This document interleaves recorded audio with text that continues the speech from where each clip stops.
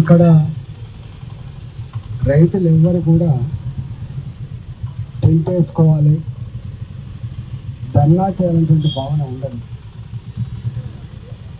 రైతులు వాళ్ళ పొలాలలో పంట చేళ్లల్లో ఉండాలని కోరుకుంటారు తప్ప, పంటలు పండించుకొని గౌరవంగా బతకాలని కోరుకుంటారు తప్ప, రైతులు ఎప్పుడు రోడ్ల మీద రావాలని మాత్రం కోరుకుంటున్నారు.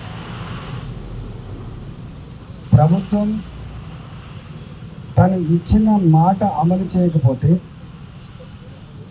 గుర్తు చేసే క్రమంలో, మీ బాధ్యత ఉందని చెప్పే క్రమంలో రైతులు ఇక టెంట్ వేస్తే పోలీసులను చెప్పించి టెంట్ పీకేసులు, మైకు పెట్టుకుంటే మైకుని పీకేసులు, మైకుని పీకేస్తే టెంట్ తీసేస్తే ఉద్యమాలు ఆగిపోతాయి అనే వెర్రి బాగోగులతనం మంచిది కాదు అని చెప్పి ప్రభుత్వానికి తెలుస్తుంది.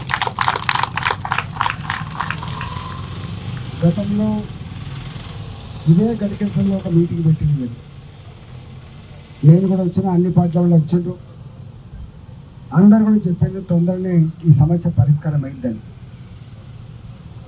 ఇది గొంతమ్మ కోరిక కాదు, కొత్త డిమాండ్ కాదు, వాళ్ళు బాధ్యత మర్చిపోయి ఏ రైతులకైతే 2 లక్షల రూపాయల లోపు రుణమాఫీ చేస్తా అని చెప్పిండ్రు,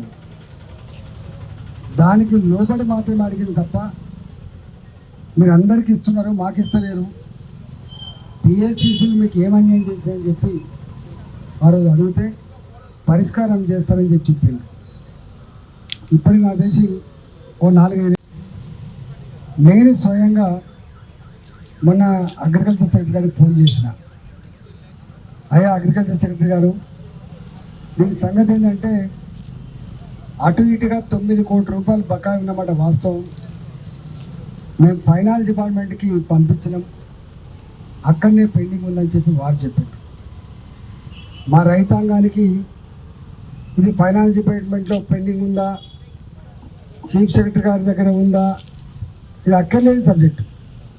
మాకు అక్కడున్న సబ్జెక్ట్ ఏంటంటే తెలంగాణ వ్యాప్తంగా అందరికీ రుణాలు మాఫీ చేయబడి మీ నిబంధనల ప్రకారంగా, మీరు ఇచ్చిన మాట ప్రకారంగా ఏది అమలు జరిగిందో మా గడికేశ్వర రైతాంగం కావచ్చు, అటు పక్కకున్న మూడుచింతలపల్లి రైతాంగం కావచ్చు, ఇంకా అటు పక్కకున్నటువంటి మేడ్చల్ రైతాంగం కావచ్చు, ఏం పాపం చేసిండ్రు అని చెప్పి నేను అడగడం జరిగింది. వాళ్ళు చేస్తా అన్నారు. నేను ఒకటే ఈ ప్రభుత్వాన్ని హెచ్చరిస్తానేమో ఒకటి హెచ్చరిస్తారా అంటారు, మాట్లాడి కొంచెం బాధతో తిడతానేమో తిడతారా అంటారు. మాకు సంస్కారం ఉంది, మాకు సభ్యత ఉంది. మేము కూడా 25 ఏళ్ళుగా ప్రజాక్షేత్రంలో అనేక ఉద్యమాలలో అనేక సందర్భాల్లో పాల్గొన్న వాళ్ళం. మేము కూడా బాధ్యతయుతంగా పనిచేసాం కాబట్టి చెప్తా ఉన్నాం, ఎప్పుడు కూడా ఎత్తు ఏడ్చిన వ్యవసాయం, రైతు ఏడ్చిన రాజ్యం బాగుపడదు. మీరు అనుకుంటారు ఈ గడికేశ్వరులే కదా అని చెప్పి, ఎవరికి ఐక్యత ఉండదో లేదో తెలియదు కానీ రైతాంగానికి మాత్రం ఐక్యత ఉంటుంది.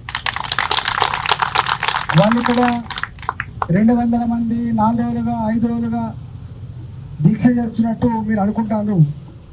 మేము మాట్లాడే మాటలు ఒక టీవీలు చూపించకపోవచ్చు, పేపర్లు రాయకపోవచ్చు, కానీ మా పిల్లల చేతిలో ఉన్న సెల్ ఫోన్లలో జరిగేటువంటి సోషల్ మీడియాలో తెలంగాణలో ప్రతి రైతుకు ఈ విషయం చేరుతుంది. గడికేసర్లో మా రైతులట ఏదో ఉద్యమం చేస్తుందట, వాళ్ళకేదో బాధ ఉందట అని చెప్పి ఏదో ఉందో తప్పకుండా రైతాంగానికి పూర్తిగా తెలిసే ఆస్కారం ఉంటుంది. గవర్నమెంట్ అనుకుంటుంది పిడికడి మంది పీకేస్తే వాళ్ళే పోతారు, పెండి పీకేస్తే మైక్ బంద్ చేస్తే వాళ్ళే పోతారు, గట్లే ఊరుకొని వాళ్ళే తోక ఉంచిపోతారు అనుకుంటారు. ఇవన్నీ మెల్లమెల్లగా రైతుల గుండెలో గూడు కట్టుకొని ఉంటాయి. మీరు అనుకున్నట్టుగా అవి మర్చిపోరు. ప్రజలు తాత్కాలికంగా మర్చిపోయినట్టు కనబడతారు. ప్రజలకు మేము ఓట్లేసి గెలిపించుకున్న ప్రభుత్వం మమ్మల్ని బాసేది. మేము ఒకటే మళ్ళీ విజ్ఞప్తి చేస్తున్నాం, ఏదో కాంగ్రెస్ పార్టీ నాయకులు ఎంపీ గారు ఎమ్మెల్యే గారు ఎక్కడికైనా పోతాం, గుర్తుపెట్టుకోండి.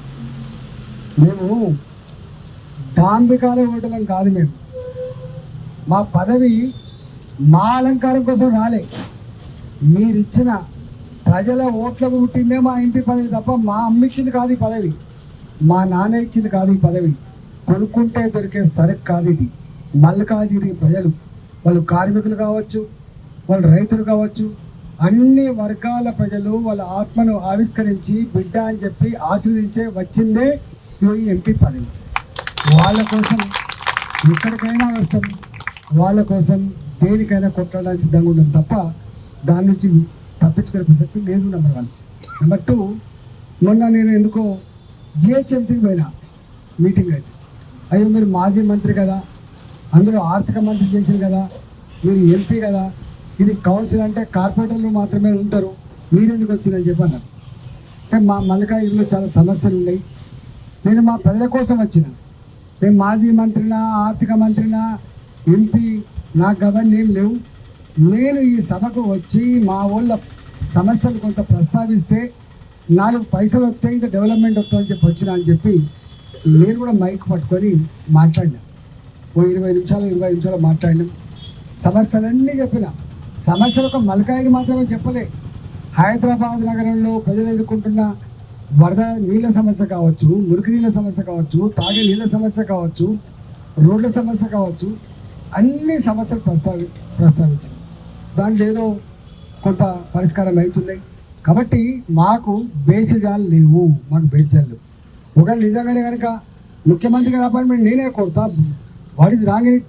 అసలు ఇవాళ ఆ సంస్కృతి బంద్ అయిపోయింది. కానీ మంత్రులు, ముఖ్యమంత్రి అయినా మంత్రులైనా సాయంత్రం పూట ఒక 2 గంటలు 3 గంటలు ప్రజలకి ఓపెన్గా దర్వాజా తెరిచిపెట్టి, ముఖ్యమంత్రి గారు కూడా ఓపెన్గా దర్వాజా తెరిచి ఎవరు ఏ సంఘ పనులు వచ్చినా, ఏ సంస్థ వాళ్ళు వచ్చినా, ఏ డెలిగేషన్ వచ్చినా కూడా తీసుకుంటారు.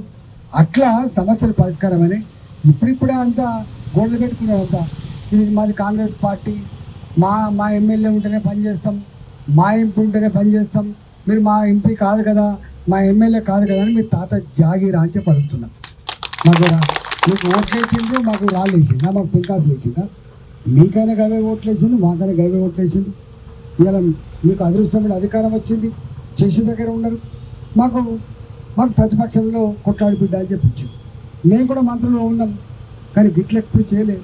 24/7 ఎప్పుడంటే అప్పుడే ఫోన్ ఎత్తేది, ఎప్పుడంటే అప్పుడే భవన్ ఓపెన్ చేసేది. కాబట్టి నేనే అపాయింట్మెంట్ లెటర్ చూడతా, లేదా పంపిస్తాను, ముఖ్యమంత్రి గారితో మాట్లాడతాను. మాకు కావాల్సింది మా ఊళ్ళో సమస్యల పరిష్కారం కావాలి. కానీ మాకు ఆయన లెటర్ నేను రావడం వల్ల నా బొడ్ల వల్ల ఇంత పడిపోవు. గుర్తుపెట్టుకొని ఇవాళ అధికారం ఈ పదవి, ఈ బాధ్యత ప్రజల కోసం ఖర్చు పెట్టమని ఇచ్చింది తప్ప నా అహంకారం కోసం ఇవ్వలేదు. కాబట్టి మాకేం బాధ లేదు. కాంగ్రెస్ పార్టీ నాయకులు చెప్పు, శంకరప్ప గారు తప్పకుండా వస్తామని చెప్పు, ఎప్పుడంటే అప్పుడు వస్తామని చెప్పు, నేను అందరం తీసుకొని పోతా అని చెప్పి మీకు మాట ఇస్తూ, నేను మరొకసారి ఇక్కడ ఉన్న అధికారులకు నేను కోరుతున్నాను. ఇక్కడ ఇంటెలిజెన్స్ పోలీసులు ఉంటాం. ఇంటెలిజెన్స్ పోలీసు వాళ్ళు మీరు అనుకుంటాను, మీరు తప్పకుండా రాసి పంపాలి. 4 రోజులుగా రైతాంగం అంతా కూడా ఆందోళనలో ఉన్నారు. వాళ్ళ సమస్య న్యాయమైందని చెప్పి మీరు పంపించే ప్రయత్నం చేయండి. ప్రభుత్వానికి సోయి ఉండి, ప్రభుత్వానికి సెన్సిటివిటీ ఉండి ఈ సమస్య పరిష్కారం అయిందని చెప్పి భావిస్తున్నాం. పరిష్కారం కాని పక్షంలో తప్పకుండా మీరు చెప్పినట్టుగా ముఖ్యమంత్రి గారిని కూడా కలుపుతాం. కాని పక్షంలో ఎక్కడ ఏం చేయాలో తప్పకుండా మా వాళ్ళకి తెలుసు. ఎప్పుడు ప్రజాస్వామ్యంలో అంతిమ న్యాయ నిర్ణేతలు గొప్పవాళ్ళు ప్రజలు మాత్రమే తప్ప పదవులలో ఉండే నాయకులు మాత్రం కాదు. మీరు శాశ్వతం కాదు బాబు, మీ పదవులు శాశ్వతం కాదు. ప్రజలు శాశ్వతం, ప్రజాస్వామ్యం శాశ్వతం, రాజ్యాంగం శాశ్వతం తప్ప పదవులు ఎప్పుడు కూడా శాశ్వతం కాదు. అట్లంటే మేమే ఉండాలి, మేము కూడా 2 సార్లు మంత్రిగా చేసినాం, మళ్ళీ మేము పోయినాం అంతే తప్ప పదవులు ఎవరికి శాశ్వతం కాదు. ప్రజాస్వామ్యంలో నీకు చేసే భాగ్యం కలిగించదు, దాన్ని కాపాడుకొని మా రైతుల ఉసురు పోసుకోకుండా వెంటనే ఈ సమస్య పరిష్కరించమని చెప్పి కోరుతూ మీ అందరికీ ఇలా వర్షం వస్తే తిండి వేసుకొని మంచిగా మీ పోలీసులు కూడా ప్రతి దానికి పోలీసులను ముందు పెట్టుకుంటారు, మరి వాళ్ళు ప్రజల కోసం ఉన్నారా లేకపోతే పైన బాసుల ఆదేశాలు అయితే బానిసలక పనిచేస్తారా వాళ్ళు నిర్ణయించుకోవాలి. ఇది మంచి పద్ధతి కాదని చెప్పి హెచ్చరిస్తూ మరొకసారి ఈ దీక్షలో పాల్గొని మీ అందరికీ ధన్యవాదాలు తెలియజేస్తూ